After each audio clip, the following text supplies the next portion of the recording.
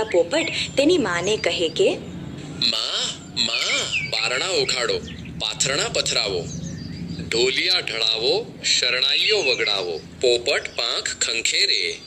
માને થયું આટલી રાત્રે પોપટ થોડો આવે કઈ, નક્કી કોઈ ચોર લૂંટારો લાગે છે. ના બાપુ, હું કમાડ ના ઉઘાડું. માએ દરવાજો ન ખોલ્યો એટલે પોપટ તો ચાલ્યો કાકીને ઘરે.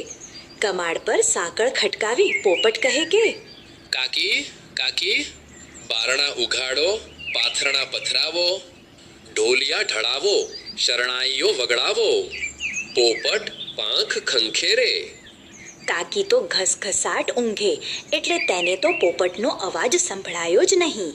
હવે પોપટ શું કરે? એ તો ચાલ્યો તેની બહેનના ઘરે.